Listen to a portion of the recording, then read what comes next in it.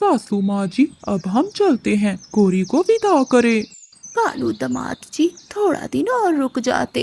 नहीं सासू माँ जी, मेरे बगैर काम कौन करेगा? क्या आपको गौरी ने नहीं बताया कि मेरा एक आमों का बाग है और एक चावल का खेत है? मैं यहाँ 2 दिन रुक गया, यही बहुत है। मेरी गोरी के तो भाग जाग गए, जो इतने अमीर कपे से शादी हुई है। मैं बहुत खुश हूँ। गौरी बेटी, कालू दामाद का अच्छे से ध्यान रखना। फिर गौरी की माँ गौरी कवि और कालू कवि को खुशी खुशी विदा करती है। गौरी कवि कालू के घर ऐश की जिंदगी गुजार रही थी। कालू कवि ने घर के कामों के लिए चिड़िया को काम पर रखा हुआ था। चिड़िया, जल्दी से मेरी पत्नी के लिए स्वादिष्ट खाना बना दो। जी मालिक कवि, मैंने आपके आने से पहले ही भोजन बना कर रख दिया है। फिर रानू चिड़िया उन्हें खाना देती है। खाना बहुत स्वादिष्ट था। गौरी कवि रानू चिड़िया की तारीफ करती है। सच में चिड़िया, तू बहुत अच्छा खाना बनाती है। तेरे पंखों में जादू है, जादू। आपका बहुत बहुत धन्यवाद गौरी मालकिन जी। ऐसे ही दिन अच्छे से गुजर रहे थे। एक दिन गौरी कवि की बहन उसके घर आती है, जो देखने में बहुत सुंदर थी। अरे स्वीटी, तुम यहाँ कैसे आई और आने से पहले मुझे खबर भी नहीं दी? अरे गौरी बहन, मैं तुम्हें सरप्राइज देना चाहती थी, इसलिए माँ को भी बताने से मना कर दिया। मुझे आपका घर ढूंढने में बहुत मुश्किल हुई। दीदी, आपको मेरा यहाँ आना अच्छा तो लगा ना? हाँ स्वीटी, मुझे बहुत अच्छा लगा। ये तुम्हारे कालू जीजा जी हैं और ये है मेरी नौकरानी चिड़िया। अरे वाह वाह दीदी, आपका घर तो बहुत बड़ा है और नौकर भी है। मेरी दीदी के तो भाग जाग गए। स्वीटी, तू चिंता ना कर, तेरे लिए भी ऐसा बड़ा घर ढूंढेंगे तेरे जीजा जी। मैं माँ से बोलूंगी कि तेरा रिश्ता हम दोनों देखेंगे। क्यों कालू जी? हाँ हाँ हाँ, क्यों नहीं, मैं साली जी के लिए बहुत बड़ा घर देखूंगा। तुम चिंता नहीं करो। ऐसे वो तीनों बातें कर रहे थे। अब तो स्वीटी कभी भी उनके साथ ही रहती थी। एक दिन गौरी और कालू स्वीटी को अपने बाग में घुमाने ले जाते हैं। दीदी और जीजा जी, आपका बाग तो बहुत बड़ा है। अब मैं कहीं नहीं जाऊंगी, मैं तो यही मीठे मीठे फल खाऊंगी। ऐसा कहते हुए स्वीटी आम के पेड़ पर बैठ जाती है और मजे मजे से आम खाने लगती है। कालू जी, आपसे स्वीटी के बारे में एक बात करनी थी। क्या क्या बात है गौरी, जल्दी बताओ। कालू, ये स्वीटी मेरी सगी बहन नहीं है, मगर मेरी माँ ने कभी हम दोनों में भेदभाव नहीं किया। मुझसे भी ज्यादा ख्याल स्वीटी का रखा है। मेरे बिना इसका कहीं भी मन नहीं लगता, इसलिए ये यहाँ रुकना चाहती होगी। आपको कोई एतराज तो नहीं है ना?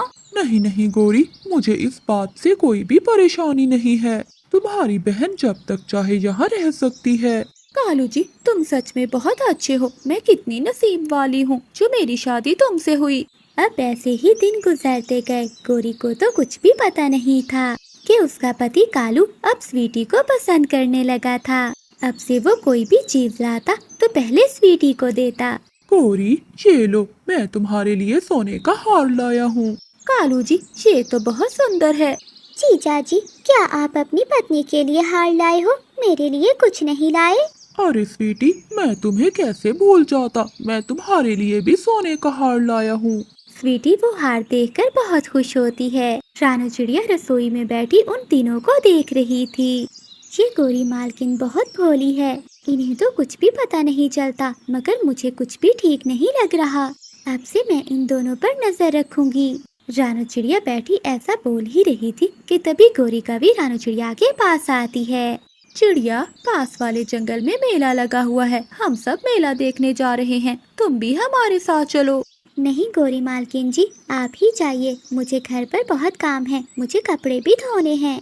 देखो चिड़िया, काम का क्या है, आकर भी कर लेना। अब चुपचाप मेरे साथ चलो, वरना मैं भी नहीं जाऊंगी। अब रानू चिड़िया उन्हें मना नहीं कर पाती, वो भी उनके साथ मेला देखने चली जाती है। चलो हम सब झूला झूलते हैं। मिठू भाई, हमें 4 टिकटें दे दो। नहीं गौरी, मैं नहीं झूलूंगा, मुझे चक्कर आते हैं। और हाँ दीदी, मैं भी नहीं झूलूंगी, मुझे भी चक्कर आते हैं। कोई बात नहीं, मैं और चिड़िया ही झूल लेते हैं, चलो चिड़िया। फिर गौरी कवि और रानू चिड़िया झूले झूलने चली जाती हैं। स्वीटी जी चलो, जब तक ये झूला झूलती हैं, हम कुछ खा लेते हैं। तुम्हें भूख लगी होगी। हाँ जीजा जी, भूख तो बहुत जोरों की लगी हुई है। फिर वो दोनों वहाँ से जाने लगते हैं। चिड़िया की नजर उन दोनों पर पड़ जाती है। वो भी उन दोनों का पीछा करने लगती है। कालू कौवा तो अपने पंखों से स्वीटी को मिठाई खिला रहा था। कालू जीजा जी, कब तक मैं ऐसे आपके घर में रहूंगी? एक ना एक दिन तो मुझे जाना ही होगा। नहीं नहीं, मैं तुम्हें कहीं नहीं जाने दूंगा। बहुत प्यार करता हूँ मैं तुमसे। तो फिर आप मुझसे शादी कर लो और गोरी दीदी को छोड़ दो। छोड़ दूंगा? गोरी को क्या, तुम्हारे लिए मैं सबको छोड़ दूंगा। हाय, मैं मर गई। ये दोनों तो बहुत बुरे निकले। अगर मैंने अभी भी मालकिन को ना बताया तो उनकी जिंदगी खराब हो जाएगी। अब मुझे ही कुछ करना होगा। फिर अगले दिन रसोई में बैठी चिड़िया गोरी कवि से कहती है, गोरी मालकिन, क्या आपको ये नहीं लगता कि स्वीटी को आए यहाँ काफी दिन हो गए हैं? अब स्वीटी को आपकी माँ के पास जाना चाहिए। वो घर में अकेली होंगी। हाँ चिड़िया, मेरी माँ तो घर में अकेली होगी, मगर तुम आज ये सब क्यों बोल रही हो? नहीं मालकिन जी, बस ऐसे ही आपकी माँ का ख्याल आ गया था तो आपसे कह दिया। स्वीटी, अब तुम्हें घर जाना चाहिए, माँ घर पर अकेली होगी। गोरी की बात सुनकर स्वीटी और कालू एक दूसरे की ओर देखते हैं। कालू कौवा झट से गोरी कवि से बोलता है, गौरी, तुम्हें भी तो कई दिन हो गए हैं अपनी माँ से मिले हुए। तुम जाकर अपनी माँ के पास कुछ दिन रह आओ। हाँ कालू जी, ये आपने ठीक कहा। हम सुबह होते ही दोनों यहाँ से चली जाएंगे। ऐसे गोरी कवि रात को अपना और स्वीटी का सामान इकट्ठा करती है। अगली सुबह हो जाती है। स्वीटी, अभी तक तू तैयार नहीं हुई। तुझे पता नहीं है कि आज हमें जाना है? दीदी, मेरे पेट में बहुत दर्द है, मैं उड़ नहीं पाऊंगी। ऐसा करो दीदी, तुम खुद ही चली जाओ। जैसे ही मेरे पेट को आराम आएगा तो मैं आपके पास चली आऊंगी। स्वीटी ऐसे झूठ बोलती है। फिर गोरी कवि सामान उठाकर वहाँ से चली जाती है। कालू जी, अगर जल्दी कुछ ना किया तो मैं अपनी माँ के घर चली जाऊंगी। अरे स्वीटी, तुम चिंता क्यों करती हो? गोरी के आने से पहले हम शादी कर लेंगे। अरे बाप रे, मुझे गोरी मालकिन को जाने से रोकना होगा। फिर रानू चिड़िया तेज उड़ती है। वो रास्ते में ही गोरी कवि को रोक लेती है और वो गोरी कवि को सब बता देती है। गोरी मालकिन जी, आप घर न जाइए। अगर आप घर चली गई तो स्वीटी और कालू शादी कर लेंगे। मैंने ये सब अपने कानों से सुना है। फिर गोरी कवि चिड़िया के साथ रोते रोते घर जाती है। कालू कवि ने तो स्वीटी का पंख अपने पंखों में पकड़ा हुआ था। कालू स्वीटी, मुझे पता चल गया, तुम दोनों मुझे धोखा दे रहे हो। गोरी दीदी, ये धोखा नहीं, प्यार है। हम दोनों एक दूसरे के बिना नहीं रह सकते। मालिक कवे जी, जो बहन पैसों की खातिर अपनी बहन का घर उजाड़ सकती है वो कभी किसी से सच्चा प्यार नहीं कर सकती। गोरी मालकिन बहुत अच्छी हैं, जिसने कभी तुम पर शक नहीं किया। कृपया आप ऐसा ना करें, गोरी मालकिन को ना छोड़ें। छोटी चिड़िया, तुम एक नौकरानी हो, मालकिन नहीं। अपनी चोंच बंद रखो। मुझे पता चल गया स्वीटी कि तू मेरी सौतेली बहन है। अगर मेरी सगी बहन होती तो कभी अपनी बहन का घर न उजाड़ती, कुछ तो शर्म करती। कालू जी, हमें इनकी बातों पर ध्यान नहीं देना चाहिए। चलो हम शादी करते हैं। इनका क्या है, ये तो ऐसे बोलती रहेंगी। नहीं नहीं स्वीटी, मैं तुमसे शादी नहीं करूँगा। चिड़िया ठीक कह रही है, तुम अभी के अभी यहाँ से चली जाओ। मेरी गोरी पत्नी बहुत अच्छी है। फिर कालू कौवा खुद स्वीटी को अपने घर से भगा देता है और अपनी पत्नी से माफी मांगता है। गोरी, मैं बहुत शर्मिंदा हूँ, मुझे माफ कर दो। रानू चिड़िया जंगल की सबसे अमीर चिड़िया थी। गोरी कवि रानू चिड़िया की नौकरानी थी। वो रसोई का काम करती थी। मिठू तोता बागीचा संभालता था और कबूतर चाचा बाजार के आने जाने के सारे काम संभालता था। मिठू जी, अपनी मालकिन से कहकर थोड़ी तनख्वाह के पैसे बढ़ा लें। इतने पैसों से खर्चा नहीं चल पाता। मालकिन साल में एक बार तनख्वाह बढ़ाती है, फिर मैं अभी कैसे कह सकता हूँ? तो मिठू जी, थोड़े फल ही चुरा लाया करें। इतने बड़े बागीचे में किसी को थोड़ी ना मालूम होने वाला है। नहीं नहीं हरियाली, मैं चोरी नहीं करूँगा। मुझे थोड़ी दिन के लिए थोड़ी ना नौकरी करनी है जो मैं चोरी करूँगा। ये ले जग्गू बेटे, काजू वाली खीर खा, तेरी फेवरेट है ना। ये क्या गोरी, आज मालकिन चिड़िया की रसोई से सारे काजू चुरा लाई है। हाँ कालू जी, मैं सारे काजू चुरा लाई हूँ, किसी को कुछ मालूम नहीं होगा। मुझे चोरी करके ही तो बचता है, वैसे मैं 5000 में खुलकर सांस भी न ले पाऊँ। वो तो ठीक है गौरी, मगर ये सारे काजू क्यों लाई हो? अगर कोई गड़बड़ हो गई तो? कालू जी, किसी को कुछ नहीं मालूम होगा। 1 हफ्ते बाद फिर से कबूतर को बोल दूंगी, वो फिर से बाजार से काजू ला देगा। कबूतर जी, आप अपनी मालकिन चिड़िया से बात करें ना। मैं सारा दिन घर पर फ्री रहती हूँ, अगर कोई काम हो तो मुझे भी नौकरी पर रख ले।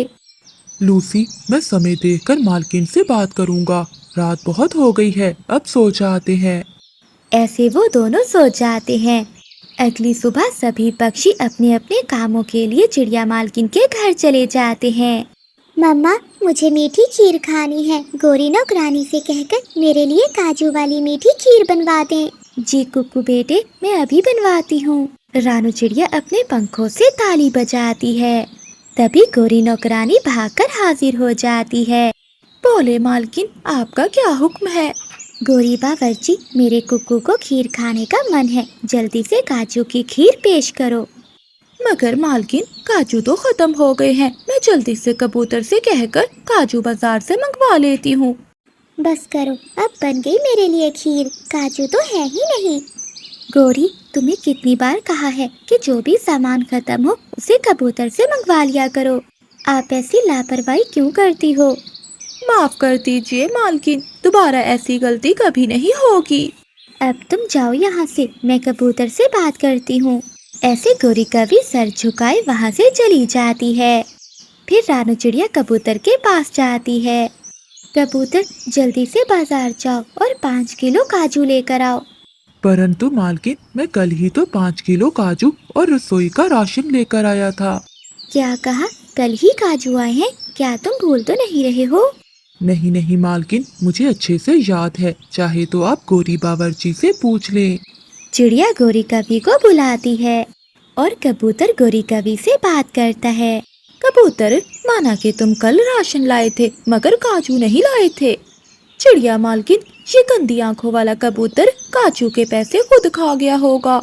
काली कवि, मुझ पर इल्जाम न लगाओ, मैं कल काजू लाया था, वो भी पूरे 5 किलो। हाँ तो अपने घर ले गया होगा। मालकिन, रसोई तक तो काजू पहुँचे ही नहीं। वो दोनों एक दूसरे पर इल्जाम लगा रहे थे। तभी मिठू तोता बागीचे से फल लेकर वहाँ आ जाता है और उन दोनों की सारी बातें सुन लेता है।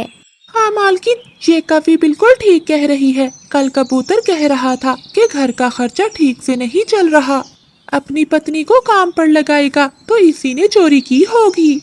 कबूतर, मैं हर साल तनख्वाह बढ़ाती हूँ, मगर फिर भी आपने चोरी क्यों की? मुझे आपसे ये उम्मीद नहीं थी। अब आपको काम से निकाला जाता है। ऐसा कहते हुए चिड़िया वहाँ से चली जाती है और कबूतर दुखी मन से अपने घर चला जाता है। गोरी कवि अपने घर में बैठी बहुत खुश थी। कालू जी, आज तो बहुत मजा ही आ गया। मैं जो कल काजू लाई थी, कबूतर ने चिड़िया को बता दिया, और देखो, सच बोलने वाले की ही नौकरी हट गई। अगर वो गंदी आंखों वाला अपना मुंह बंद रखता तो क्या बिगड़ जाता उसका। गौरी, ये तो बहुत अच्छा हुआ। मैं भी तो घर में सारा दिन निकम्मा ही बैठा रहता हूँ। हाँ हाँ कालू जी, मैं मौका देखकर बात कर लूंगी। तुम ये गुलाब जामुन खाओ, बहुत मुश्किल से चुरा कर लाई हूँ। ऐसे ही कौवों का परिवार चिड़िया के घर का भोजन चोरी करके खाता है। दूसरी ओर कबूतर के परिवार पर तो दुखों का पहाड़ गिर पड़ा था। कबूतर जी, कहाँ मैं नौकरी करने का सोच रही थी, मगर यहाँ तो आपकी ही नौकरी चली गई। अब हमारे घर का खर्च कैसे चलेगा? तुम चिंता नहीं करो लूसी, मैं कोई कल मजदूरी ढूंढ लूंगा।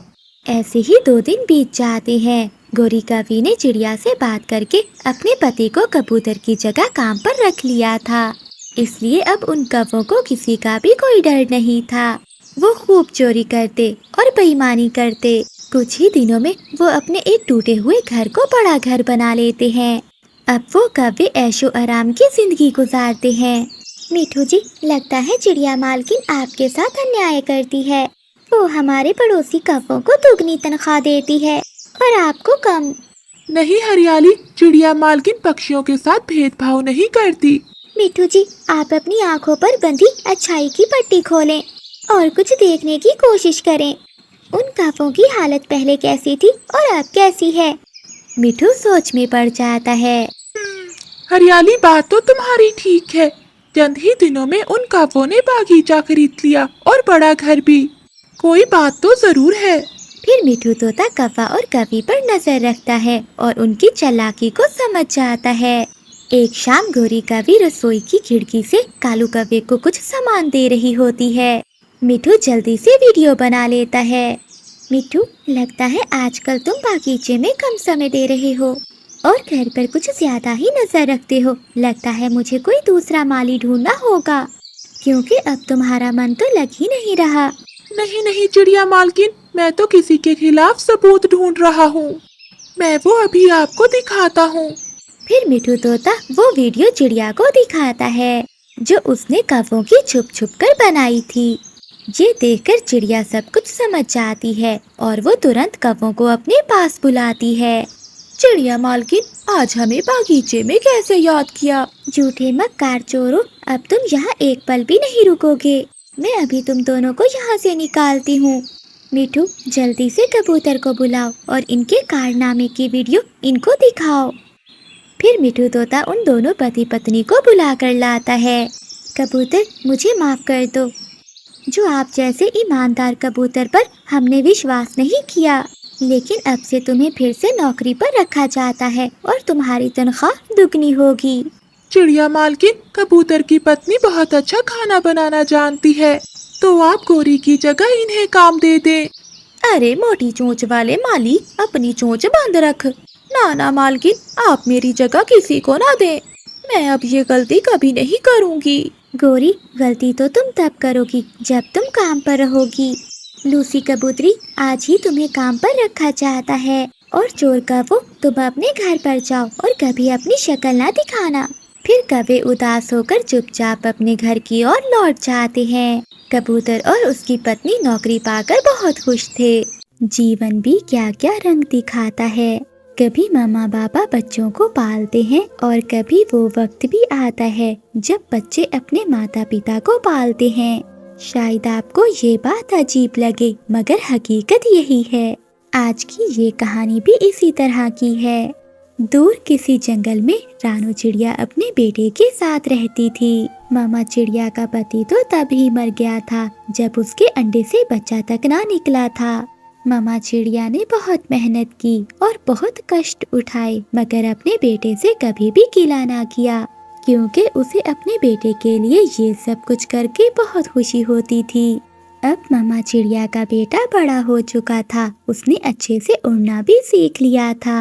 आज मामा चिड़िया का बेटा नदी पर एक सुंदर चिड़िया के पास बैठा हुआ था। क्या कुकू, आपने अपनी मम्मा से बात की है? हाँ, मैंने अपनी मम्मा से बात की है। मेरी मम्मा को कोई एतराज नहीं। मेरी मम्मा ने तो ये भी कहा है कि अगर आपके घर वाले राजी हैं तो वो हमारी शादी कर देती हैं। तो फिर आजकल अपनी मम्मा को साथ ले आना और मुझे ब्याह कर ले जाना। मेरी मम्मा भी राजी हैं। फिर वो दोनों अपने अपने घरों को चले जाते हैं। मम्मा, आपने मेरी पसंद को देखा तक नहीं, फिर भी आप मेरी शादी के लिए राजी हो गई हैं।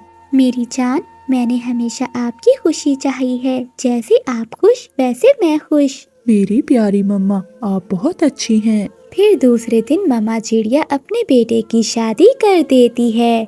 मामा चिड़िया अपनी बहू को देखकर बहुत खुश थी, क्योंकि वो चिड़िया बहुत सुंदर थी। फिर रानू चिड़िया अपनी बहू और बेटे को लेकर घर आ जाती है। वो घर 2 कमरों का था। एक कमरे में मामा चिड़िया और दूसरे कमरे में मामा चिड़िया का बेटा और बहू थे।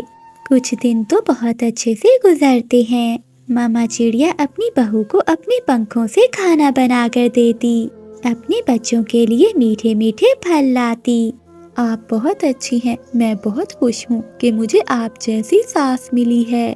बेटी, मैं आपकी सास नहीं बल्कि आपकी माँ हूँ। हम हमेशा ऐसे ही खुशियों भरी जिंदगी गुजारेंगे। लेकिन सब बदल जाता है। एक दिन मामा चिड़िया अपने घर से भोजन लेने के लिए निकलती है। वो एक पेड़ के नीचे बैठी हुई थी कि एक पेड़ की सूखी डाल उस पर आकर गिरती है। मामा चिड़िया का एक पंख घायल हो जाता है। कबूतर मामा चिड़िया को घर छोड़कर आता है। मम्मा, मैंने आपसे कहा भी था कि आज भोजन लेने मैं चला जाता हूँ, मगर आप मेरी एक नहीं सुनती। बहू रानी आज बहुत चुप चुप और उदास थी, क्योंकि उसे पता था कि उसकी सास का तो पंख टूट गया है। अब सारे काम करने के साथ साथ उसे अपनी सास की भी सेवा करनी होगी। बच्चों, जो भाग्य में हो वही मिलता है। मैं इस हाल में भी खुश हूँ।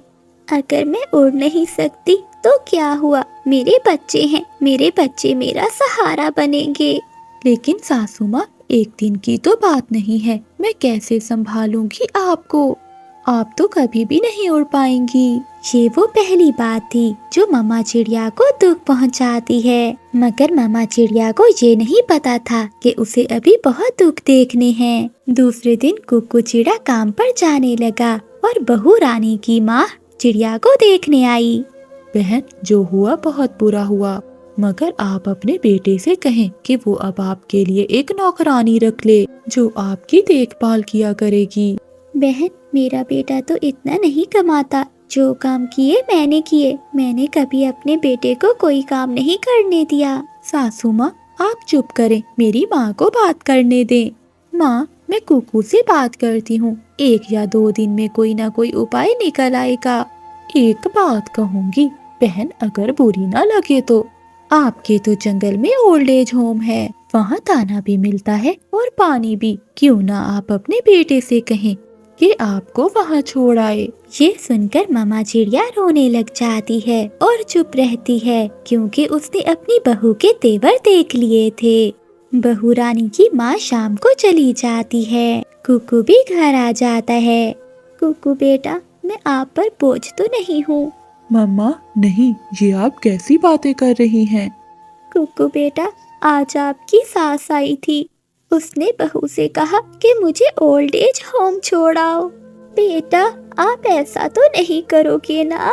सासू माँ, मेरी माँ ने ये बात करने से पहले ये भी कहा था कि एक नौकरानी रख लो। मम्मा, आप भी ना छोटी छोटी बातों को दिल से लगा लेती हैं। उन्होंने ऐसे ही बात की होगी। फिर मामा चिड़िया दवा खाकर सो जाती है। उस दिन के बाद से कुकू की पत्नी का व्यवहार बहुत बदल गया था। मैं जा रहा हूँ, मम्मा को दवा दे देना। दवा आप खुद ही दे देना, मुझसे नहीं होते ये काम। फिर एक रात कुकू चिड़ा और उसकी पत्नी सोए हुए थे। मामा चिड़िया की तबीयत खराब हो जाती है। मामा चिड़िया सारी रात खांसे जा रही थी। पति जी, ओल्ड एज होम में सारी सहूलत होती है। मेरी माँ ने पहले दिन ही ठीक कहा था। ऐसे बीमार पक्षियों का वही असल घर होता है। वहाँ तो माँ की उम्र के और भी पक्षी होंगे। मुझे तो लगता है माँ का वहाँ दिल लगा रहेगा। आज कुकू भी चुप था, जैसे वो भी अपनी माँ से तंग आ चुका हो। फिर अगले दिन कुकू अपनी माँ को ओल्ड एज होम के लिए मना लेता है और वो अपनी माँ को ओल्ड एज होम ले जाता है। माँ, मैं हफ्ते में एक बार आपको मिलने जरूर आया करूँगा। जैसे मेरा बेटा खुश, वैसे मम्मा खुश। मामा चिड़िया अपने बेटे को खुश देखने के लिए अब भी कोई गिला नहीं करती। फिर कुकू वहाँ से चला जाता है। उस दिन के बाद से कुकू की पत्नी भी खुश खुश रहने लगती है। पति जी, आज शाम को जल्दी घर आ जाना। आज हम दोनों मेरी माँ की तरफ जाएंगे। हाँ, मैं जल्दी आ जाऊँगा। ऐसे कुकू अपनी जिंदगी में मसरूफ हो जाता है। ओल्ड एज होम में मामा चिड़िया को बहुत दुख उठाने पड़ते हैं। वहाँ तो पंखा भी खराब था। गर्मियों के मौसम में मामा चिड़िया को गर्म पानी ही पीने को मिलता। मेरे दोस्तों, मुझे माफ करना, आज हमारे पास खाने के लिए भोजन नहीं है। अब आप सभी पक्षियों को 3-4 दिन भूखे ही रहना पड़ेगा। कुकू जब अपनी मम्मा से मिलने आता तो उसकी मम्मा उसे कोई बात ना बताती। ऐसे ही 3 महीने गुजर जाते हैं। एक दिन मामा चिड़िया बहुत बीमार हो जाती है। कबूतर चाचा कुकू को बुला कर लाता है। कबूतर चाचा, आप बाहर जाएं, मैं अपने बेटे से थोड़ी देर बात करना चाहती हूँ। कबूतर बाहर चला जाता है। मम्मा, आप ठीक तो हैं? मुझे तो लगता है कि आप यहाँ खुश नहीं हैं। नहीं बेटा, मैं यहाँ बहुत खुश हूँ। मेरे पास समय बहुत कम है। मेरी बात सुनो कुकू बेटा, मेरी जान, मेरे बेटे। बेटा, ये ओल्ड एज होम पहले की तरह नहीं रहा। आप अपनी उम्र के पक्षियों को साथ में मिलाकर इस ओल्ड एज होम के पंखे लगवा दे। कुकू बेटा, अगर हो सके तो यहाँ पानी पीने का बंदोबस्त भी करवा देना। और बेटा, यहाँ कई कई दिनों राशन नहीं मिलता। कुकू बेटा, मैं रहूं ना रहूं, मगर आप ये सब जरूर करवा देना। मम्मा, आप मुझसे ऐसी बातें क्यों कर रही हैं? बेटा, मैंने आपको बहुत प्यार से पाला है। मैंने आपकी हर खुशी पूरी की है। बेटा, जो हिम्मत मेरे में दुखों को सहने की है, बेटा, वो आप में नहीं है। अगर कल आपके बच्चे आपको यहाँ छोड़ गए तो आप ऐसे ओल्ड एज होम में कैसे रहोगे? बस बेटा, मुझे यही सोच खाई जा रही है। ये कहते हुए मामा चिड़िया एक लंबी सांस लेती है और मर जाती है। जिंदगी ने साथ नहीं दिया। शायद मामा चिड़िया और बातें अपने बेटे से करना चाहती थी। हो सकता है कुकू भी अपनी मम्मा से कुछ कहना चाहता हो, मगर अब समय गुजर चुका था। गुजरा हुआ समय लौट कर नहीं आता। कहानी सुनने वालों से यही सीख है कि अपनी मम्मा बाबा को सम्मान दें और वही प्यार दें जैसे वो आपको बचपन में देते थे। आप तो समझ भी ना सकते थे और आपके मम्मा बाबा आपसे घंटों बातें करते थे। कल को आपके भी बच्चे होंगे और प्रकृति हमेशा इंसाफ करती है। आपका बहुत बहुत धन्यवाद। जी, मेरा दिल कर रहा है कि जंगल के सभी पक्षी ये जंगल छोड़कर चले जाएं और इस जंगल के सारे फल और अनाज हम दोनों मिलकर खाएं। हाँ गोरी, अगर ऐसा हो जाए तो मजा ही आ जाए। कालू जी, मैं अपनी माँ के पास जाती हूँ। मेरी माँ का दिमाग बहुत तेज चलता है। उनके पास कोई न कोई उपाय जरूर होगा। वही है अब जो हमें इस मुश्किल से निकाल सकती हैं। बात तो ठीक है गोरी, तुम्हारी माँ जी सब कुछ कर सकती हैं। तुम अभी अपनी माँ के पास जाओ। फिर गौरी कभी उड़ती है और अपनी माँ के पास जाती है। माँ जी, मैं और कालू चाहते हैं कि जंगल के सभी पक्षी हमारा जंगल छोड़कर चले जाएं। इसलिए माँ जी, मैं आपसे सलाह लेने आई हूँ। अरे गौरी बेटी, क्या तू चाहती है कि जंगल के सारे फल और अनाज तुम दोनों अकेले ही खाओ? हाँ माँ, ऐसा ही सोच रहे हैं हम। गौरी बेटी, जाकर जंगल के सभी पक्षियों को ये बता दो कि जंगल में बहुत बड़ा तूफान आने वाला है। ये सुनकर जंगल के सारे पक्षी डर के मारे वहाँ से भाग जाएंगे। फिर सारा जंगल तुम दोनों का होगा और तुम दोनों ही पूरे जंगल पर राज करोगे। माँ, मेरी प्यारी माँ, तुमने तो बहुत कमाल का आइडिया दिया है। ऐसे किसी को हम पर शक भी नहीं होगा। गौरी कभी वापस जाती है। जाते हुए रास्ते में गौरी कभी को रानू चिड़िया मिलती है। गौरी रानू चिड़िया से कहती है, चिड़िया बहन, समय नहीं है, जल्दी करो। गौरी बहन, क्या जल्दी करूँ मैं? कुछ तो बताओ। चिड़िया, हमारे जंगल की ओर एक बहुत बड़ा तूफान आ रहा है। इसलिए जंगल के सभी पक्षियों को बता दो कि ये जंगल छोड़कर किसी सुरक्षित जंगल में चले जाएं। गौरी कभी की बात सुनकर रानू चिड़िया डर जाती है। क्या गौरी, तूफान आ रहा है? फिर तो हम सबको यहाँ से जाना होगा। मैं जाकर अभी कबूतर को बताती हूँ। रानू चिड़िया वहाँ से भाग जाती है। गौरी कभी अपने घर जाती है। कालू जी, मेरी माँ ने एक ऐसा उपाय बताया है कि शाम होने से पहले पहले जंगल के सभी पक्षी ये जंगल छोड़कर चले जाएंगे। फिर गौरी कभी कालू कव्वे को अपनी माँ का उपाय बताती है। दोनों पति पत्नी हंसने लग जाते हैं। हा। गोरी, तुम मिट्ठू के पास जाओ और मैं बुलबुल के पास जाता हूँ। हम उनको भी ये खबर सुना देते हैं। फिर गौरी कभी मिठू तोते के पास जाती है। मिठू, मेरे भाई मिठू, जल्दी से ये जंगल छोड़ने की तैयारी कर लो। क्यों गौरी, इस जंगल में क्या होने वाला है? क्या कोई शिकारी आने वाला है? नहीं मिट्टू, कल जंगल में बहुत तेज तूफान आने वाला है। साथ में तेज बारिश भी और ठंडी ठंडी हवाएं भी चलने वाली हैं। अगर जान प्यारी है तो अपने परिवार को लेकर किसी सुरक्षित जगह पर चले जाओ। ठीक है, मैं अपनी पत्नी को साथ लेकर अपनी बहन वाले जंगल में चला जाता हूँ। मैं तूफान का मुकाबला नहीं कर सकता। मुझे तूफान और तेज बारिश से बहुत डर लगता है। मिट्टू तोता ऐसे शोर मचाता हुआ वहाँ से चला जाता है। कबूतर भैया हौसला रखें, जब तूफान रुकेगा तो हम सब वापिस आ जाएंगे। कबूतर तो तूफान की खबर सुनकर रोए ही जा रहा था। चिड़िया बहन, मैंने बहुत मेहनत से अपना नया घर बनाया था। मेरे लिए अपना घर छोड़कर जाना बहुत मुश्किल है। कबूतर भैया, अगर जिंदा रहे तो घर दोबारा भी बन जाएगा। आप मेरी बात मान लें और किसी सुरक्षित जगह पर चले जाएं। फिर रानू चिड़िया अपने घर जाती है और अपने बच्चों से कहती है, गुड़िया और कुकू, अपना सामान इकट्ठा करो, हमें आज शाम ही ये जंगल छोड़कर जाना होगा। मगर मम्मा, हम कहाँ जा रहे हैं? गुड़िया बेटी, इस जंगल में तूफान आने वाला है। गंदा गंदा है ये तूफान। कई बार हमें इस तूफान के कारण अपने घर छोड़ने पड़ते हैं। मम्मा, अब हम कहाँ जाएंगे? गुड़िया और कुकू, तुम चिंता नहीं करो, हम कुछ दिनों के लिए आपकी नानू के पास चले जाएंगे और फिर जैसे ही तूफान रुकेगा हम वापिस आ जाएंगे। नानू का सुनकर बच्चे खुश हो जाते हैं। फिर रानू चिड़िया अपना सामान इकट्ठा करती है। वो बच्चों को साथ लेकर अपने घर से बाहर निकल जाती है। मिठू तोता और हरियाली तोती भी अपना थोड़ा बहुत सामान लेकर वो जंगल छोड़कर जा रहे थे। जाते जाते रानू चिड़िया कौवों को एक पेड़ पर देखकर उनके पास जाती है।